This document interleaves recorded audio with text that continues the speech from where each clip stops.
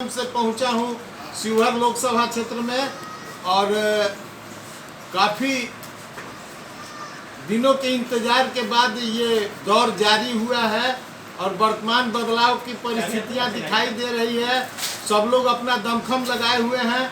मैं मिलवा रहा हूं जो विरासत के भी धनी हैं और किसी परिचय के मोहताज नहीं और युवा वर्ग से आते हैं। नए नेता जो MIM के कदमों पर चल रहे हैं, वर्तमान में उनका प्रभाव उनसे लगाव और दोनों जो भी परिस्थितियां हैं उसको लेकर चलना और जात जमात से ऊपर हट के राजनीति करते हैं। माननीय आप अपना पूरा परिचय दें। राणा रंजीत सिंह नाम हुआ, AIMIM के प्रत्याशी हैं शिवहर संसदीय क्षेत्र से। वर्तमान में विगत दिनों में आप दूसरे दल से आपका ताल्लुकात था, एक वैध ये टर्म कैसे आ गया? नहीं, ये मेरा पहला दल है। अपनी जानकारी को दुरुस्त करेंगे आप। तो जन स्वराज अभियान से जुड़ा हुआ था। जन स्वराज पार्टी नहीं है और उससे पहले मैं किसी पार्टी का कोई हिस्सा नहीं रहा। भाई के नाते भाई को चुनाव में मदद करता था, लेकिन किसी पार्टी की कोई सदस्यता नहीं है। मेरी पहली और आखिरी पार्टी। आने वाला भविष्य MIM का है। अक़लियत समाज की जो ताकत है, दलित समाज की जो ताकत है, उसको संगठन से जोड़ करके, पार्टी से जोड़ करके बिहार की राजनीति करवट लेने जा रही है और आने वाला जो बिहार का राजनीति जो अगला विधानसभा चुनाव हो, एक अलग और निकलेगा, एक नया और इस तरीके से होगा तो उसका हम लोग हिस्सा। पार्टी की नीतियों के संदर्भ में दो शब्द। देखिए, ये पार्टी जो है अक़लियत और दलित की चिंता ज़्यादा करती है।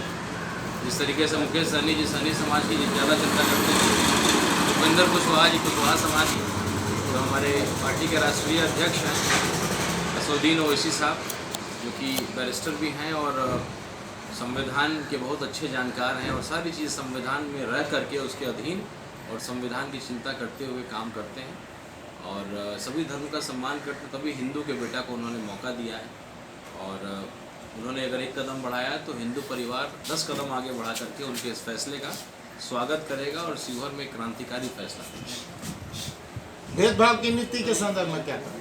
कोई भेदभाव जो है, मैंने इस पार्टी की गठबंधन के संदर्भ में दो शब्द। देखिए, गठबंधन क्या है कि RJD कभी चाहती ही नहीं है कि कोई भी पार्टी या मुस्लिम का कोई नेता बन सके। इसीलिए वो MIM के साथ कभी कोई गठबंधन की बात नहीं करती है, न करना चाहती है। जानती है कि जिस दिन ये पार्टी 2 सीट 3 सीट 4 सीट लेकर के आ जाएगी तो पूरा मुस्लिम जो RJD का बंधुआ मजदूर बना हुआ है वो उधर से निकल जाएगा, जंजीरों को तोड़ेगा और आज़ाद होकर अपनी पार्टी अपना वोट के सिद्धांत पर MIM के साथ जुड़ेगा। वर्तमान में किस किस गठबंधन से ताल्लुक है?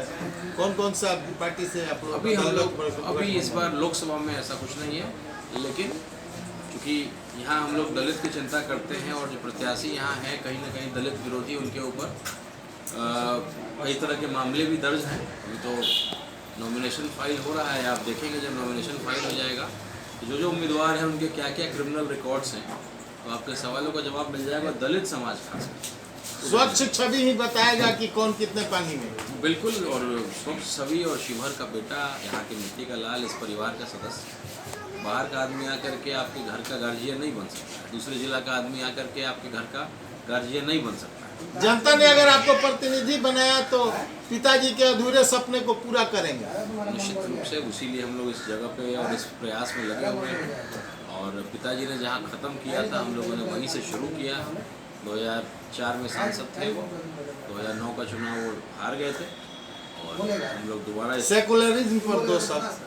देखिए, पिताजी मेरे जिस विचारधारा से रहे उसी विचारधारा पे हम लोग भी चलते हैं और वो एक पार्टी में उन्होंने पूरा जीवन दिया और जहाँ पहुँचे उसमें अक़लियत का बहुत अहम भूमिका रहा।